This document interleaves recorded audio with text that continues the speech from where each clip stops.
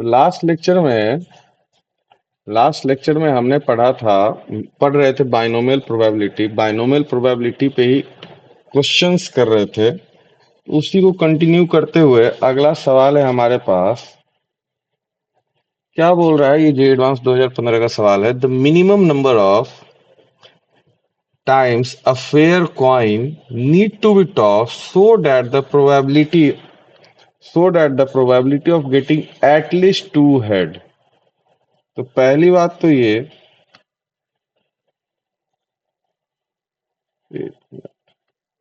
हमें बोला क्या? Probability of getting at least two head. हमें पता है बाइनोमियल प्रोबेबिलिटी में हम किस तरीके से सॉल्व करते हैं बेटा। बाइनोमियल प्रोबेबिलिटी में आपके पास एन होना चाहिए। एन एन मतलब नंबर ऑफ टाइम्स होना चाहिए। यहाँ पे सीधे एन टाइम्स बोला है। एन टाइम्स बोला है मतलब एन नोन नहीं है, आपको एन ही निकालना है कि कितनी बार हो। और सक्सेस, क्योंकि हेड की बात की है तो हेड आना क्या है? हेड हमारा सक्सेस मान लेता हूं, मतलब पी सक्सेस।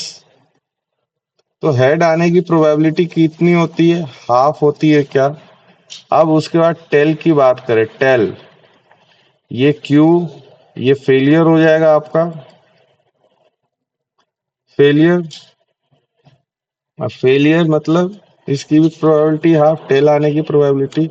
अब आपको बोला है कि क्या हो? Probability of getting at least two head, मतलब मिनिमम दो हेड।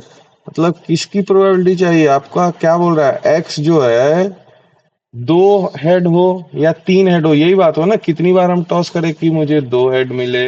एटलीस्ट की बात हुई तो मिनिमम दो हेड, तीन हेड, चार हेड, पांच हेड, जितनी बार भी हो चलेगा। ठीक है, ये सब चलेंगे। तो ये क्या हो जाएगा? X greater than equals to to.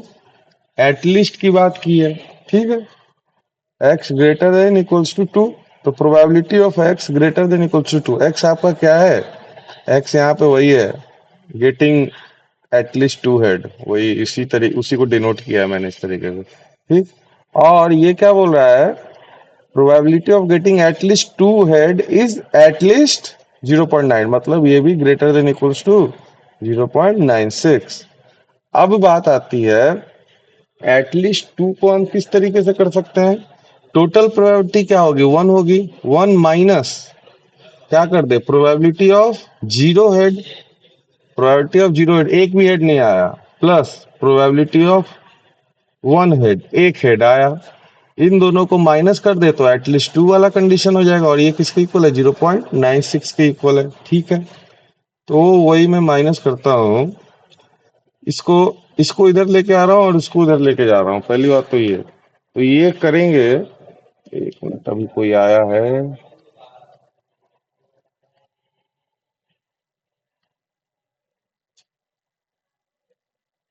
हाँ, ये अगर हम करेंगे तो one minus 0.96 greater than equals to probability of X equals to zero plus probability of X equals to one. ये होगा बेटा। 1.1 माइनस 0.96 कितना आएगा बेटा? बोलो। 0.04 होगा। ये ग्रेटर देन इक्वल्स टू क्या है? अब इसको, अब हमें पता है प्रोबेबिलिटी ऑफ एक्स क्या होता है इसमें, बाइनोमियल वाले में। एन सी आर पी की पावर आर क्यू की पावर एन माइनस आर, यही होता है। अब यहाँ पे आर मतलब ये एक्स की वैल्यू।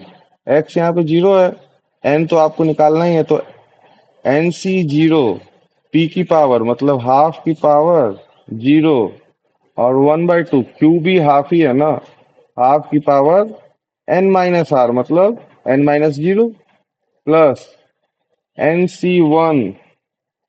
ठीक। ये क्या हो जाएगा सीधे? ये आपका क्या हो जाएगा?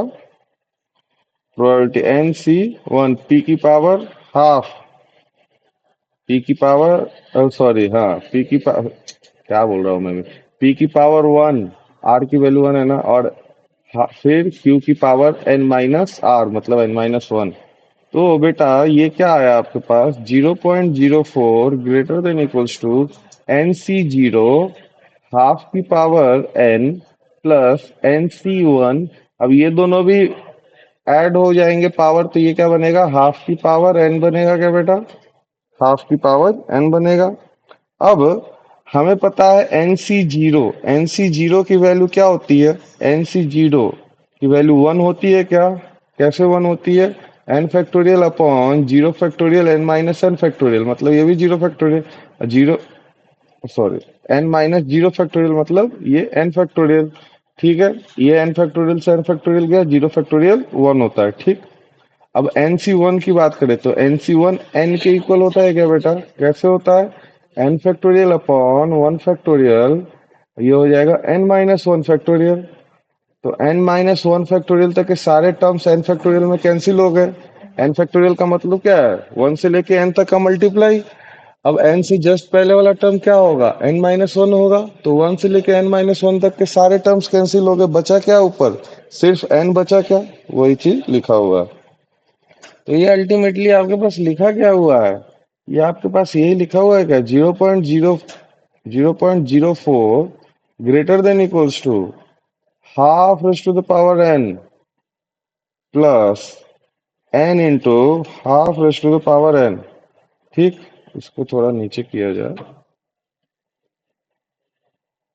हाँ, अब हाफ कॉमन ले तो 0.04 को मैं 4/100 लिख रहा हूँ, 4/100, डेट मीन्स ये कैंसिल होगा, कितना होगा, 1/25 ग्रेटर देन इक्वल्स टू, ठीक है, डायरेक्ट लिख दे रहा हूँ 1/25, 1/25 ग्रेटर देन इक्वल्स टू, ठीक, 1/2 raise to the power n common निकाला हमने, और यहाँ पे क्या बचेगा, 1 प्लस n बचेगा क्या बेटा, यही बचेगा क्या। अब क्रॉस मल्टीप्लाई करते हैं, क्रॉस मल्टीप्लाई करेंगे तो क्या होगा,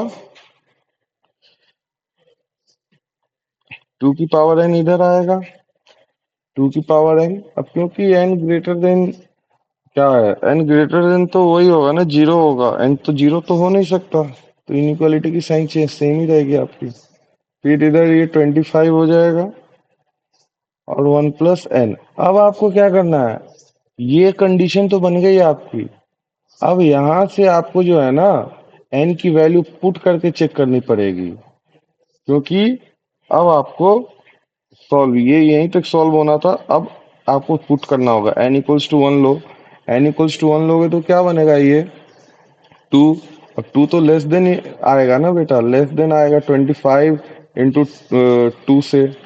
फिर देखना होगा कि ये कब बड़ा आएगा, n इक्वल्स टू 2 लो, 2 लोगे तो ये 4 होगा, फिर तब भी ये लेस देन होगा, ये 25 इंटू 3 हो जाएगा। n इक्वल्स टू 3 लोगे तो ये क्या होगा 8, ये तब भी लेस देन होगा, ये 25 इंटू क्या हो जाएगा, हाँ 3 लेने पर 4 हो जाएगा। और n इक्वल्स टू 4 लोगे तो ये 16, इधर लाइन ड्रॉ कर 16, तो ये तब भी लेस देन होगा, ये 5 होगा। n इक्वल्स टू 5 लो, चेक करना पड़ेगा आपको कि कब जाके ये बड़ा होगा, कब जाके ये कंडीशन सेटिस्फाई हो रही है, क्योंकि ऐसे ये सवाल जेई एडवांस में आ चुका है, तो जेई मेन में आने के पूरे पूरे चांसेस हैं इस टाइप के। हाँ, n इक्वल्स टू 5 लोगे तो 32, तो ये 25 इंटू 6 हो जाएगा, अभी भी नहीं हुआ। अब लेता हूँ मैं n equals to 6, n equals to 6 जैसे लिया तो ये क्या हो गया 64, ये तो 64, ये तब भी क्या हो गया 25 इंटू 7, अभी भी नहीं हुआ। n इक्वल्स टू 7 लो, 7 लोगे तो कितना हो जाएगा भाई, 2 की पावर 7, 2 की पावर 7 मतलब बोलो 128, 128, 128 तो, और ये 25 इंटू कितना हो जाएगा 8, 25 इंटू 8 कितना होगा, ये तो बड़ा ही हो गया, ये भी नहीं होगा। n इक्वल्स टू 8 लो, n इक्वल्स टू 8 लोगे तो 256, और इधर 25 इंटू 9, 25 इंटू 9 कितना होता है 45, और 4 18, ये हुआ 18 और 4 22, 225 हुआ। तो n इक्वल्स टू 8 पे जाके ये बड़ा हो रहा है, n equals to, pen change कर देता हूँ मैं, n इक्वल्स टू 8 पे जाके ये आपका टू की पावर, अरे यार कंफ्यूज क्यों नहीं हो रहा। एन इक्वल्स टू 8 पे जाके ये जो है आपका बड़ा हो रहा है। तो यहाँ से आपके पास क्या आया कि एन की वैल्यू क्या होगी, एन इक्वल्स टू 8 होगी। यही पूछा था ना कि एन की वैल्यू बताइए, कि एन की वैल्यू क्या होगी, मिनिमम वैल्यू ऑफ एन। तो मिनिमम वैल्यू ऑफ एन क्या आ गई आपकी, 8 आ गई। तो आपने देखा होगा हमने पिछले क्लास में एक और सवाल ऐसा किया था, ये मिनिमम वैल्यू, याद है हमको कल, minimum value of N. Same funda है ये वाले सब, सेम फंडा ये जे एडवांस 2015 वाला भी सवाल है। सेम फंडा, कुछ अलग नहीं है, सेम प्रोसेस हमने किया। तो इसमें बस आपको क्या है, ये कंडीशन आने के बाद सॉल्व जैसे ही होगा, वैल्यू पुट करके ही सॉल्व होगा, और कोई तरीका नहीं है हमारे पास। बात समझ में आई कि नहीं आई आपको। तो अगले सवाल की तरफ बढ़ते हैं। अगला सवाल क्या बोल रहा है, the probability that a missile hits the target, missile hits the target successfully is 0.75। In order to destroy the target completely, destroy the target completely, at least 3 success hit are required. मतलब किसी target को destroy करने के लिए कितने hit जरूरी हैं, successfully 3 hit लगेगा तब जाके वो टारगेट डिस्ट्रॉय होगा, ये आपको बोला है। फिर उस पूछ क्या रहा आपसे, then the minimum number of missile have to be fired so that the probability of completely destroying the target is not less than. अब देखो पिछले बारे में एटलीस्ट शब्द यूज हुआ था, तो इसलिए इक्वल्स टू वाला भी साइन साथ में आया था। अब यहाँ पे क्या बोला है, नॉट लेस देन, मतलब इससे कम नहीं होना चाहिए। तो एटलीस्ट और इसमें कंफ्यूज मत होना, दोनों बात एक ही है। समझ में आया, इंग्लिश इंटरप्रेट। एटलीस्ट की स्पेलिंग से उल्टी लिख दी मैंने, एटलीस्ट। हाँ, नॉट लेस देन का भी मतलब क्या, ये तो चलेगा और इससे बड़ा होना चाहिए, मतलब यहाँ पे भी इक्वल्स टू का साइन लगेगा।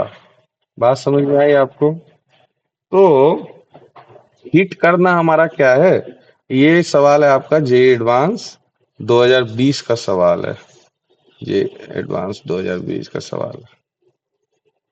ठीक है, तो हिट करना, हिट अपना सक्सेस है,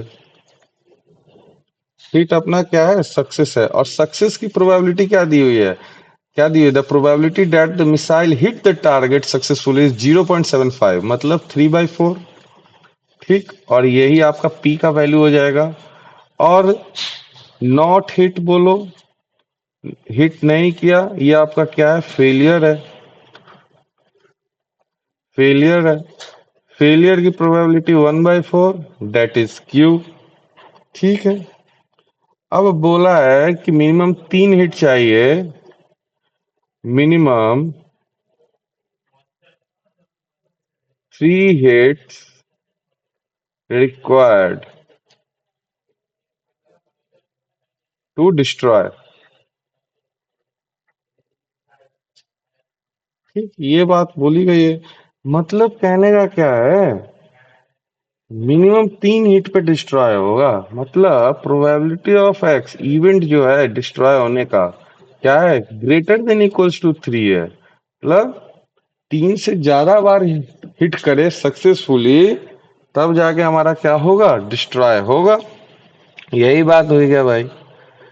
और इसकी लास्ट में क्या दी हुई है, so the probability that completely destroying the target is not less then 0.95, और ये 0.95 से लेस नहीं हो सकता। ठीक, ये हमने इंटरप्रेट कर लिया जो बोल रखा था। अब बस इससे क्वेश्चन करना है। अब आपको बोला है x greater than 3, greater than equals to 3, तो अब आप क्या करोगे, टोटल प्रोबेबिलिटी में से 1 माइनस वही करोगे। क्यों, ये एटलीस्ट वाला हो गया, चाहे ये नॉट लेस देन वाला हो गया, इन सब में यही फंडा करना है, क्योंकि आपके पास एन की वैल्यू तो नहीं है ना बेटा। एन कहाँ तक जाएगा ये तो है ही नहीं हमारे पास। तो हम नीचे वाला तो माइनस कर सकते हैं, कौन कौन सा, कि भाई एक बार भी हिट ना हुआ, प्लस भाई एक बार हिट हुआ लेकिन डिस्ट्रॉय थोड़ी होगा, प्लस भाई दो बार हिट हुआ लेकिन तब भी डिस्ट्रॉय ना होना, इन सबको माइनस करके ग्रेटर देन इक्वल्स टू 0.95। तो एकदम लास्ट वाले सवाल जैसा ही है क्या? तो बेटा इस तरीके के सवाल आते हैं, लेटेस्ट ईयर में भी आए हुए हैं। मैं जानबूझ के आपको 2020 या थोड़ा पुराना करवाता हूं मैं, कि तुम लोग लेटेस्ट वाला खुद से ट्राई किया करो, ठीक है? जिससे ना तुम्हारी एक प्रैक्टिस होगी। और एक चीज और बोल रहा हूं मैं, आप जो जो चैप्टर का भी तैयारी करने का सोच रहे हैं, मुझे पता है सारे चैप्टर नहीं हो पाएंगे किसी भी सब्जेक्ट में, ये रियलिटी है, ये रियलिटी है, ठीक है? लेकिन आप जो भी, इस क्वेश्चन से अलग हट के अभी बात कर रहा हूं मैं, आप जो जो चैप्टर भी करें ना, उन चैप्टर्स के पीवाईक्यू जरूर करें। पीवाईक्यू कैसे करना है, मैंने आपको वीडियो भेजा था, यूट्यूब का लिंक भेजा था ग्रुप में आपके, उस पे एक जो बंदा है बड़ा अच्छा समझा रहा है पीवाईक्यू कैसे करना है।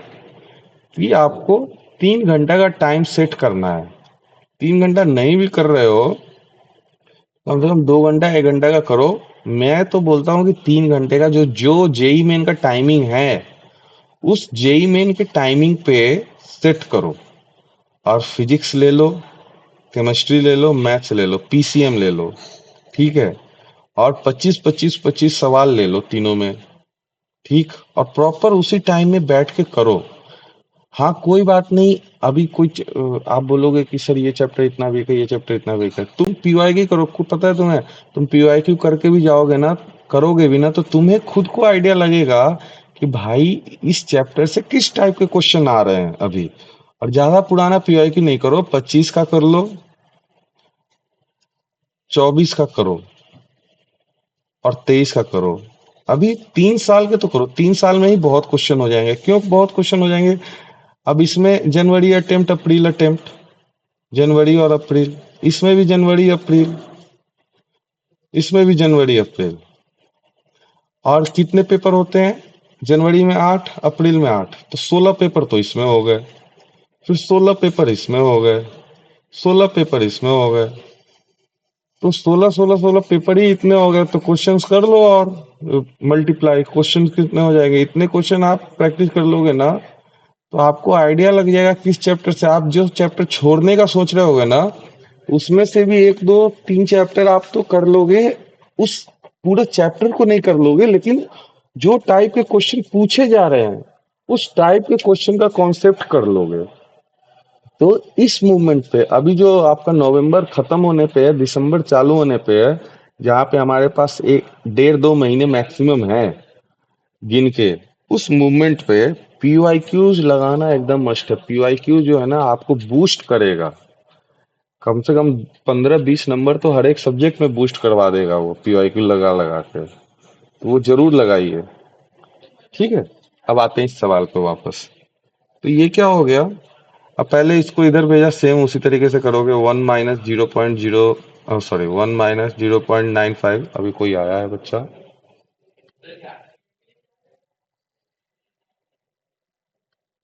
प्रज्वल आज इतना लेट, नलायक गधा। 1 - 0.95 greater than or equals to probability of x greater than or equals to 0 plus probability of y greater than, sorry, probability of x equals to 0 plus probability of x equals to 1 plus probability of x equals to 2। तो ये हो गया 0.05 greater than equals to, अब ये क्या हो जाएगा? NC0। अब क्या ये x इक्वल्स टू 0 है, मतलब सक्सेस कितनी बार?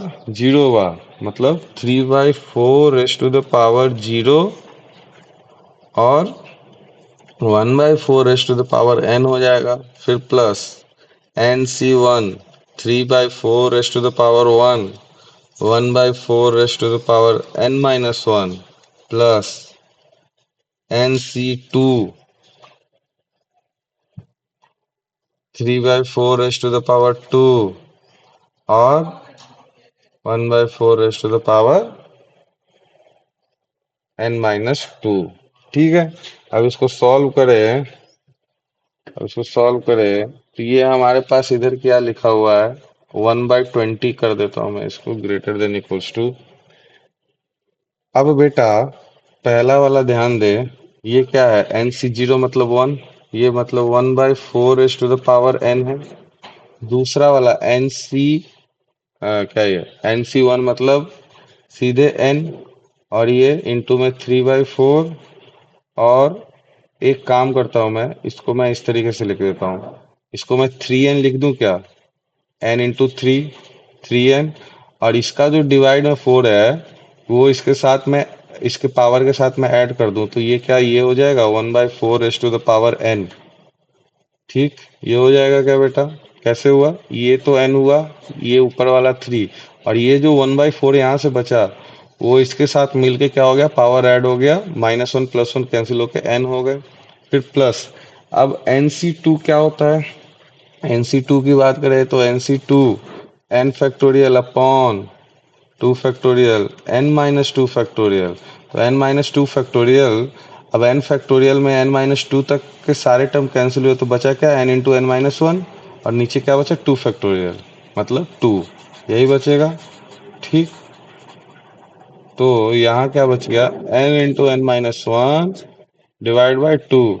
अब ये क्या है भाई, एक मिनट, ये आपके पास लिखा हुआ है 9 बाई, अब मैं क्या कर रहा हूँ, ये जो 9, मैं क्या कर रहा हूँ, इसको तो 3 स्क्वायर को 9 लिख दिया मैंने, और ये जो डिवाइड बाई है ना 1/4, ये जो 1/4 का स्क्वायर है, इसको मैं इसके साथ मिला रहा हूँ।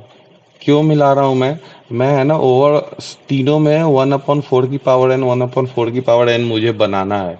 इससे बनाने से क्या होगा, डिवाइड में जो 4 की पावर n रहेगा ना, उसका हम एलसीएम लेके मस्त काम कर लेंगे। ठीक है, बात समझ में आएगी नहीं आई, बोलिए, बात समझ में आई गधो। तो अच्छा, एक पल के लिए अभी है ना, इसको NC2 ही रहने दो, इससे है ना सिंप्लीफिकेशन आसान रहेगा। तो इसको इसके साथ में मिला रहा हूँ, तो देखो जरा ये क्या बनेगा, 1/20 raise to the power 1/20 greater than equals to 1/4 raise to the power n plus 3n, 1/4 raise to the power n plus, ये क्या हो गया, 9 टाइम्स NC2, और ये हो गया 1/4 raise to the power n। अब क्या मैं ओवरऑल 4 की power n as a LCM ले सकता हूँ क्या, बिल्कुल ले सकते हैं। और ऊपर क्या बचा, 1 + 3n प्लस 9 इंटू NC2, ये बचेगा। तो इसको क्रॉस मल्टीप्लाई करें, इसको आप क्रॉस मल्टीप्लाई करेंगे तो ये क्या होगा, एक मिनट, ये सवाल को पहले मैं नीचे ले जाता हूँ।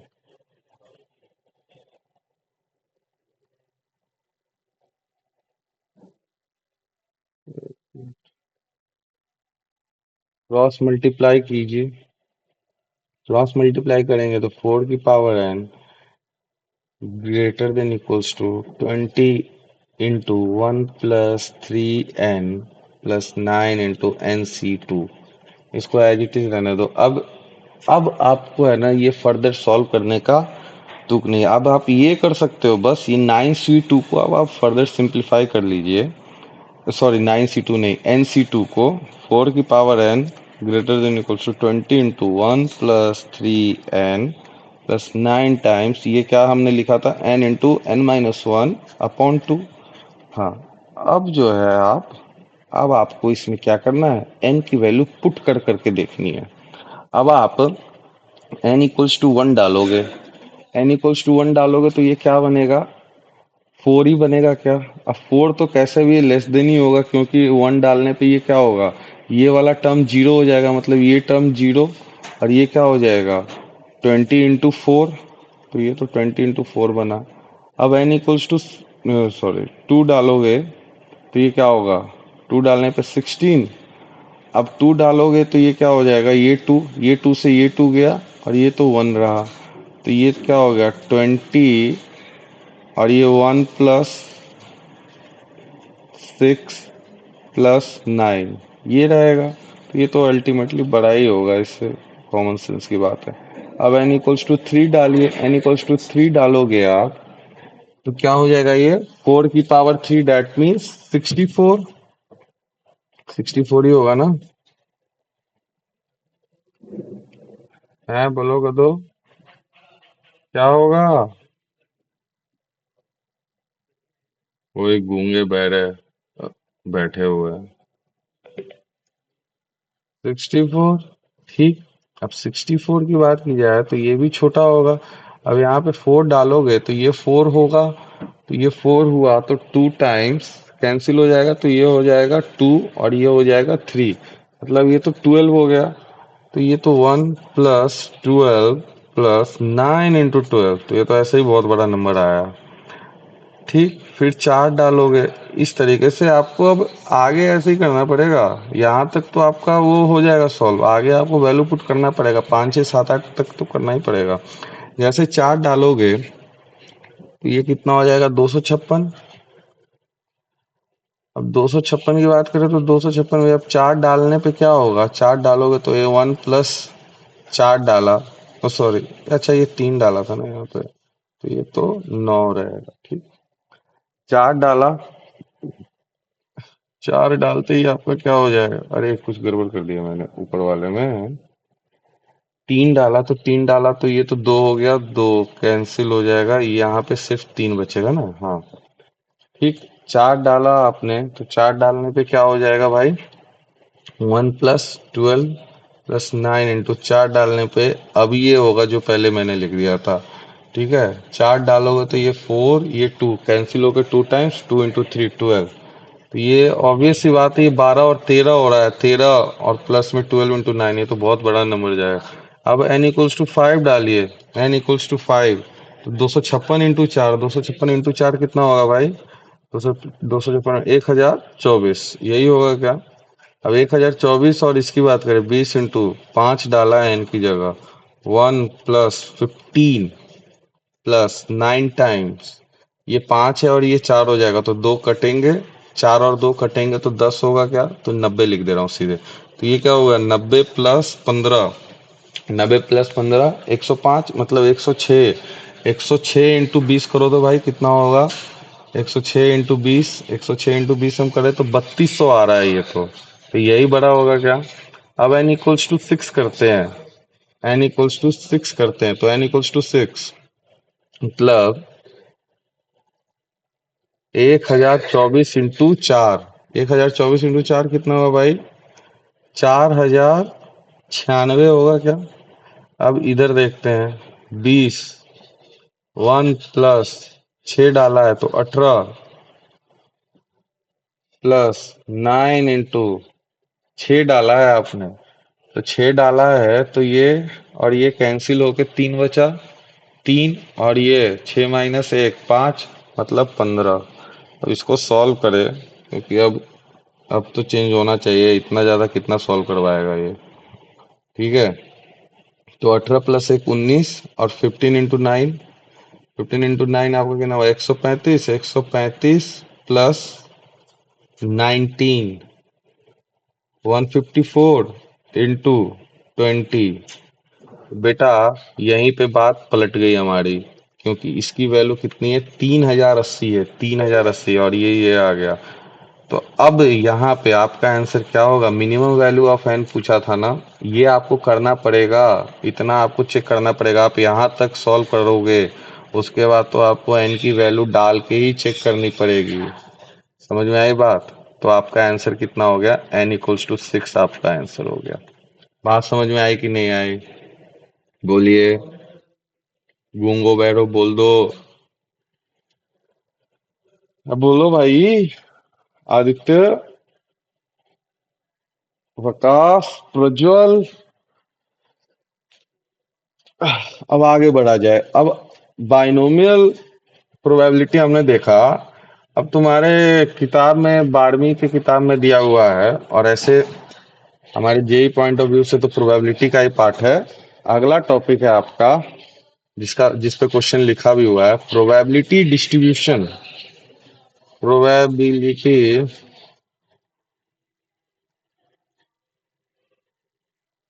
Distribution table, probability distribution table. बड़ा ये मजदूरी भरा काम है इसमें। सवाल से समझते हैं हम लोग। कुछ फॉर्मूलाज हैं वो आपको याद रखने हैं। Three balls are drawn one by one without replacement. Without replacement है मतलब एक निकाला तो सैंपल स्पेस में वैल्यू कम हो जाएंगे, ठीक है। यही इफेक्ट डालेगा। Replacement from the bag containing white कितने भाई, 5 व्हाइट है और 4 रेड है। ये आपका bag. Find the probability distribution of the number of red ball drones. अब इसको करना क्या है, कैसे करना है देखिए। एक्स आप क्या मानेंगे, number of red balls drawn, ठीक है। अब 5 व्हाइट है और 4 रेड है। अब इसमें देखो, इसका जो कंडीशन होता है इसमें है ना, टेबल कैसे बनता है। ये x की वैल्यू, मतलब x की वैल्यू 0 से आप चालू करोगे, ठीक, अलग अलग चलते रहेगी। अब उसके बाद टेबल में आएगा आपका पी आई मतलब प्रोबेबिलिटी अलग अलग, जब मतलब निकलेगा ऐसे ना, x इक्वल्स टू 0 है, x की वैल्यू 0 मतलब वाइट वाइट निकला। तीन वो कैसे निकाल रहे हैं, वन बाय वन निकाल रहे हैं, ठीक। तो इस तरीके से जोड़ी बनेगी। और कुछ दिया गया हमें,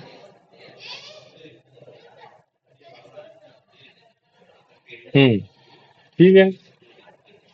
उसके बाद इसमें टेबल बनता है PI XI का, ठीक। सब निकालेंगे हम लोग। और ये सब क्यों जरूरत होता है वो बात करेंगे, आपको बताएंगे। प्रोबेबिलिटी इसमें तो सिर्फ प्रोबेबिलिटी की बात कही गई है। PI XI क्या होता है वो बताएंगे। उसके बाद आपका होता है PI XI स्क्वायर। तो अल्टीमेटली मजदूरी वाले काम करने हैं। अब देखिए, टेबल तो बाद में कंप्लीट करेंगे, पहले तो प्रोबेबिलिटी निकाल ले। मतलब प्रोबेबिलिटी निकाले, probability of x equals to 0। अब इसमें बात करी गई है 3 बॉल्स की। 3 बॉल्स की बात की है ना, 3 बॉल निकाल रहे हैं one by one. x equals to 0।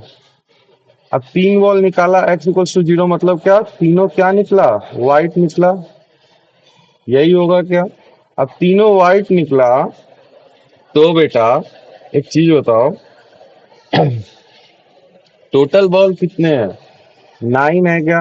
White वाले 5 है, तो 9 में से 5 निकला पहले वाले में। फिर दूसरे वाले में क्या होगा, 8 में से 4 निकलेगा क्योंकि विदाउट रिप्लेसमेंट है, 8 में से 4। फिर तीसरे वाले में क्या होगा, 3 में से 7 निकलेगा क्या। तो x इक्वल्स टू 0 की प्रोबेबिलिटी क्या हो जाएगी, ये 3 3 कैंसिल, ये 2 2 कैंसिल, ये बता 3 और 9 कैंसिल, 4 और 8 कैंसिल। ये क्या आ गई, 5/42। 5/42। अब probability of x equals to 1। अब x इक्वल्स टू 1 में क्या है, पहले वाले में हमारे पास क्या निकल जाए, रेड निकल जाए, दूसरे वाले में व्हाइट हो जाए। और मतलब एडिशन, पहले वाले में व्हाइट हो, दूसरे वाले में रेड हो, फिर व्हाइट हो। क्योंकि विदाउट रिप्लेसमेंट की बात करी है, क्योंकि विदाउट रिप्लेसमेंट की बात करी है, तो आपको केसेस बनाने पड़ेंगे। क्योंकि इसलिए केसेस बनाने पड़ेंगे क्योंकि आपका सैंपल स्पेस डिफर होते जाएगा हर एक बॉल निकालने के बाद। फिर तीसरा क्या हो सकता है कि पहले में व्हाइट, दूसरे में व्हाइट, तीसरे में रेड आए। तो ये 3 केसेस बनेंगे क्या बेटा। तो अल्टीमेटली ये हुआ क्या, पहला वाला सीन देखोगे तो पहला वाला सीन क्या होगा, रेड बॉल तो आपके पास कितने हैं, 4।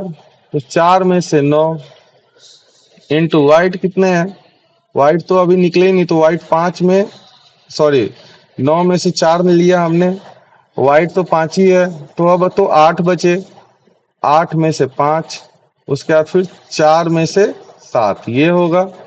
अब दूसरे वाले को एक बार आप लिखोगे तो आप समझोगे दूसरा वाला क्या है, बोलो बेटा। दूसरा वाला क्या है, पहला व्हाइट निकला मतलब 9 में से 5 लेंगे, ठीक, इनटू, फिर रेड निकला तो चार में से सॉरी 8 में से 4 लेंगे इनटू, ठीक। फिर व्हाइट निकला, मतलब आपको 7 बता, 7 में से 3 लेंगे, 3 नहीं लेंगे सॉरी, 7 में से कोई एक निकालने के लिए ये 5 इधर 5 में से एक निकल गया ना, तो ये 4 बचा, ठीक 4। फिर प्लस, अब ये क्या हुआ, व्हाइट व्हाइट रेड, मतलब पहले वाले में व्हाइट 9 में से निकाला एक कोई, तो 5 ऊपर आएगा। फिर व्हाइट एक निकल गया व्हाइट, तो अब 8 में से 4। फिर रेड तो अभी तक नहीं निकला है, तो 7 में से कितना हो जाएगा, 4। आप देखे सब सेम आ रहा है क्या? ये क्या हो जाएगा, 3 इंटू, कैसे भी लिख दो, 4/9 इंटू 5/8 इंटू 7/4, देखो सॉरी 4/7, तीनों सेम है। तो आप कैंसिल करो, क्या क्या कैंसिल होगा भाई, ये 2 टाइम्स गया, ये 2 टाइम्स गया, ये और ये जाएगा, तो अल्टीमेटली कितना आ गया ऊपर, 10/21, ठीक है, 10/21। अब बात करते हैं इसकी प्रोबेबिलिटी, x इक्वल्स टू 2 है, x इक्वल्स टू 2 है, मतलब x इक्वल्स टू 2। अब x इक्वल्स टू 2 में क्या है आपका, रेड रेड व्हाइट निकले, या रेड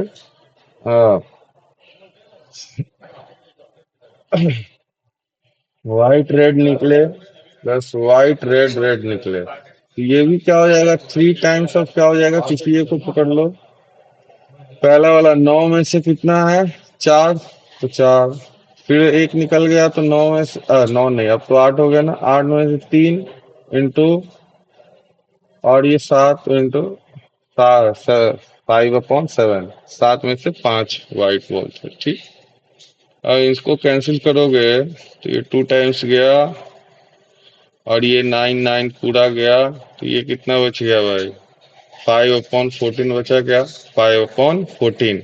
अब बात की जाए आगे x इक्वल्स टू 3 की, क्योंकि बात ये है ना कि 3 बॉल निकाल रहे हैं, तो ये तीनों कंडीशन आपको लेके चलना होगा ना। आपसे क्या पूछा है, आपको लास्ट में कहा गया भाई ये सवाल कि number of red ball drawn, probability distribution पूरा बताना है आपको। तो प्रोबेबिलिटी डिस्ट्रीब्यूशन तो आपका ऐसे ही निकलेगा कि भाई एक बार 0 हुआ रेड बॉल, एक बार 1 हुआ, एक बार 2 हुआ, एक बार 3 हुआ। आपके बोर्ड में ऐसे सवाल आते हैं। अब क्योंकि एक ही साथ पढ़ाया जाता है तो मैं एक ही बार में पढ़ा रहा हूँ। तो आर आर आर, तीनों में रेड, ओ ये तो मूवी बन गई, RRR, एस राजामौली। तो तीनों में रेड आ जाए तो पहला 4/9, फिर घटते चला जाएगा 3/8, फिर घटते चला जाएगा 2/7। तो सब कैंसिल हुए, ये 8 गया, ये 3 टाइम्स गया, तो बचा क्या भाई अपने पास, 1/21। अब टेबल के लिए, अब टेबल की बात करते हैं। एक मिनट बेटा, पेन चेंज कर लो जरा, रेड। हाँ, अब देखिए, अब इसमें क्या है ना, प्रोबेबिलिटी डिस्ट्रीब्यूशन में अब आपके पास जो हमारे पास अलग अलग जो पीआई आए हैं ना, उन सब का सम सिग्मा पीआई हम बोलते हैं। क्या बोलते हैं, सिग्मा पीआई, उन सब का सम सिग्मा पीआई। और अगर आपका प्रोबेबिलिटी डिस्ट्रीब्यूशन टेबल गलत बन रहा है कहीं कैलकुलेशन मिस्टेक से, तो एक बार काम किया करो, सारे जो प्रोबेबिलिटी आपने निकाले ना उसका सम किया करो। क्यों? क्योंकि सिग्मा पीआई आपको 1 आना ही चाहिए एट लास्ट। सिग्मा पीआई 1 के इक्वल आना ही चाहिए। बात समझ में आई आपको?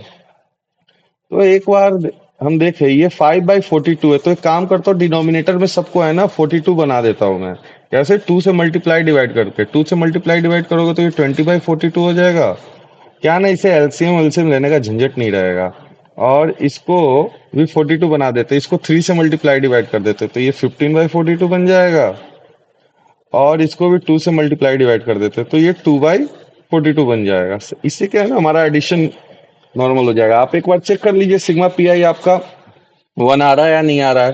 तो सबसे पहले क्या था, सबसे पहले था आपका 5/42, 5/42 प्लस 20/42, 20/42 प्लस 15/42, 15/42 प्लस 2/42, 2 बाई क्या लिख रहा हूँ मैं, 2/42। ये कितना हो गया, 20 20, ये 20 है और ये 5 और 15, 20 40 हो गए, 40 और 2 42। तो 42/42 हुआ क्या ये, 42/42 हुआ। तो सिग्मा पी आई आपका 1 आ गया क्या बेटा। तो आपने जो प्रोबेबिलिटी निकाली है वो सही है।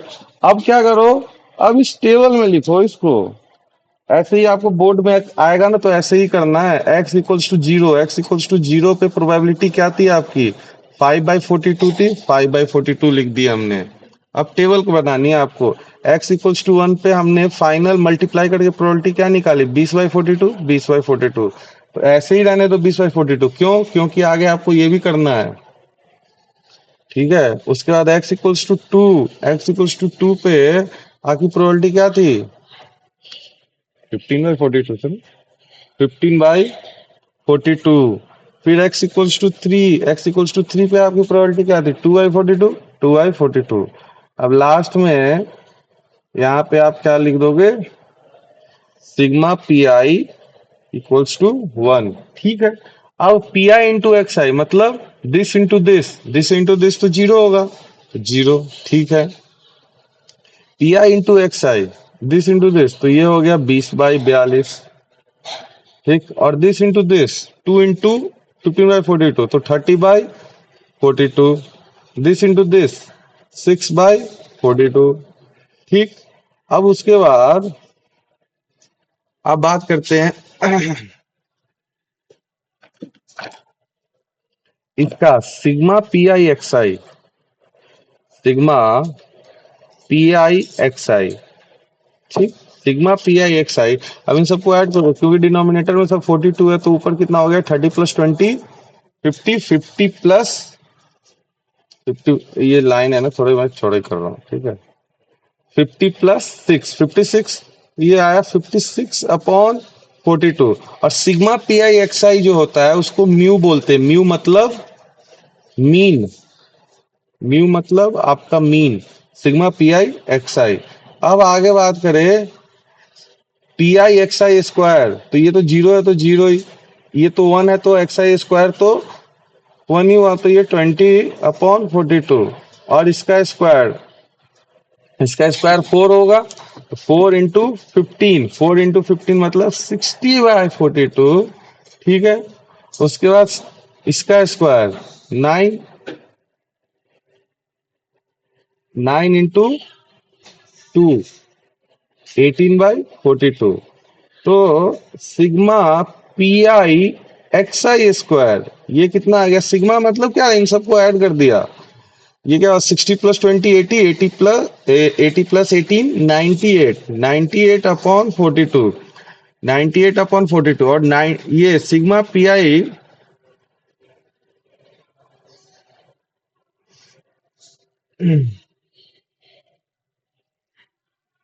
ठीक है। अब 90/42 इसको आप बोलते हैं, सिग्मा पी आई एक्स आई को हम लोग बोलते हैं वेरिएंस। हाँ, याद आया मुझे, सिग्मा स्क्वायर। अभी मैं नीचे लिखाऊंगा सब। ये क्या है आपका, नहीं ये नहीं है वेरिएंस, ये यहीं तक रहने दो, ये आपका वेरिएंस नहीं है। ठीक है, ये यहीं तक रहने दीजिए आप। ठीक। हाँ, वेरिएंस का मैं डेफिनेशन आपको बताता हूँ, ये इतना हो गया। ठीक है। तो ये आपका क्या है, पूरा प्रोबेबिलिटी डिस्ट्रीब्यूशन टेबल है, जिसमें आपको क्या है, एक्स लेना है, पी आई लेना है, पी आई एक्स आई लेना है, p i x i square लेना है। ठीक। अब बात करते हैं इसकी, इसमें जो जो जो टर्म्स यूज आते हैं आपके, अब इसी क्वेश्चन का यूज करेंगे। सबसे पहला है, इसमें हम लोग देखते हैं मीन के बारे में। मीन अभी मैंने बात किया, मीन आपने बचपन में भी पढ़ा होगा। इसको हम लोग म्यू से रिप्रेजेंट करते हैं। ठीक, और म्यू का फॉर्मूला क्या होता है, sigma p i x i, sigma p i x i, यही आपके क्या है, म्यू का फॉर्मूला है। आपने बचपन में जो पढ़ा होगा वो क्या होता था, mu equals to sigma f i x i upon sigma f i, ये होगा ना। तो अब यहाँ पे क्या हो जाएगा, प्रोबेबिलिटी की बात हो जाएगी। अब यहाँ पे बेटा सिग्मा, ये क्या हो जाएगा, P i x i upon sigma p आई। अब हमें पता है सिग्मा पी आई की वैल्यू तो 1 है, सिग्मा पी आई 1 है ना, सिग्मा पी आई तो 1 है। ऐसे तो ओरिजिनली फॉर्मूला ये हुआ क्या कि sigma p i x i upon sigma p आई, लेकिन क्योंकि सिग्मा पी आई की वैल्यू 1 है तो इसलिए ये क्या हो गया, सिग्मा पी आई एक्स आई। हाँ, कहीं किसी क्वेश्चन में आपका सिग्मा पी आई 1 ना हो, ऐसा कंडीशन क्रिएट करे, बोले कि यहीं तक का बताओ मीन, तब उसमें आपको ये वाला फॉर्मूला लगाना है। पूरा आपसे ना पूछे तब, बात समझ में आई, आपसे बीच में ही कहीं पूछ ले तब ये लगाना है। लेकिन ओवरऑल पूछा है तो सीधे सिग्मा पी आई एक्स आई कर दो, ठीक। अब बात करते हैं वेरिएंस की। वेरिएंस, वेरिएंस जो होता है उसको हम लोग सिग्मा स्क्वायर से डिनोट करते हैं, और इसका आपका फॉर्मूला होता है sigma p i x i square, sigma p i x i square, ठीक।